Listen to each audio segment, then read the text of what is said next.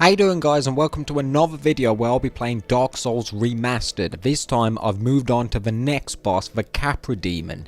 Now, I died during this boss and come all the way back to the Firelink Shrine because this was the last bonfire that I activated. The good news is, though, if you go to a little detour before you actually go into the boss, you can unlock a massive shortcut that takes you back to the Firelink Shrine. So I'm just going to make my way back there now. One of the things that I like about this game is that even though they have completely removed the fast travel system, well, I say they've removed it, but truth be told, seeing as how this game came first in the trilogy, they didn't technically remove it because this game set the standard. But anyway, this game does not have a fast travel system. However, I don't really think that matters because every single area in this game is littered with shortcuts, like all Dark Souls games, but these shortcuts, pretty much, not all of them, but most of them will bring you back to the Firelink Shrine, and I do like that. So anyway, I'm making my way back to the Capra demon right now. Now, the boss itself really isn't that hard. However, he does have two helpers with him, which make this fight significantly more difficult. If you can get rid of these two dogs as quickly as you can, that's who he's got accompanying with him, two dogs. If you can get rid of them as quickly as you can, you won't have any trouble with this fight. However, there are some things in the fight that will make the boss a lot more difficult, but luckily there are certain things that you can do to make the fight a hell of a lot easier for yourself. Okay, so just at the top of this area, I'm going to get attacked by one of those dogs, and this is a chance for you to see what those dogs are. Now, the thing about the dogs is that one-on-one, they're nothing. They go down easy. However, the dogs in this game do tend to mob you, and the thing about this boss fight is it is in an extremely narrow arena. There is very little room to maneuver, and that is where these tips and tricks will come in. As you can see, the dogs, like I said, will always mob you.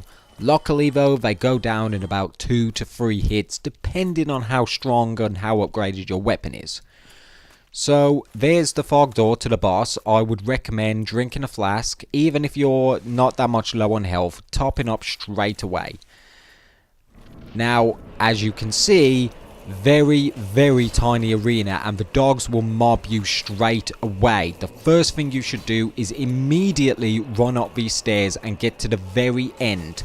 The dogs will follow you, but the Capra demon will not come up here straight away. Use this chance to get rid of those dogs.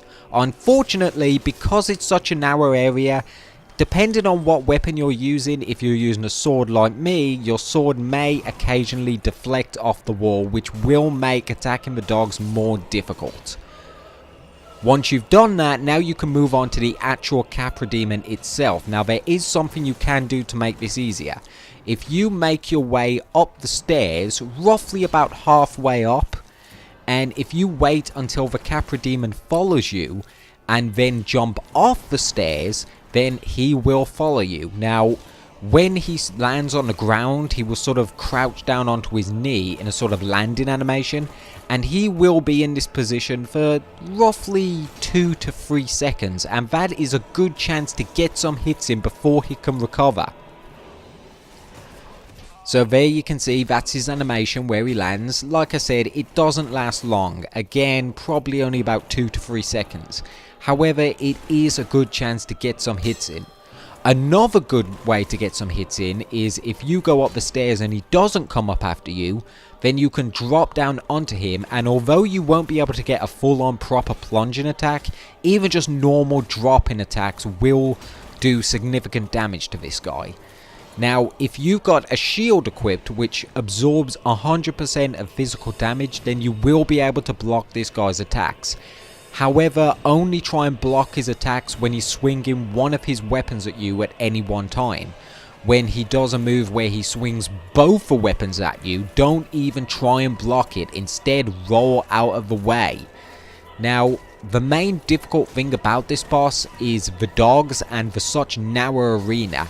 Now, if you get rid of those dogs first and do the tricks I've told you, then you should be able to take this boss out in no time. So, there you have it guys, that's another boss dealt with, and I'll be bringing it back when I get to the next boss. Thank you for watching, and I'll see you next time.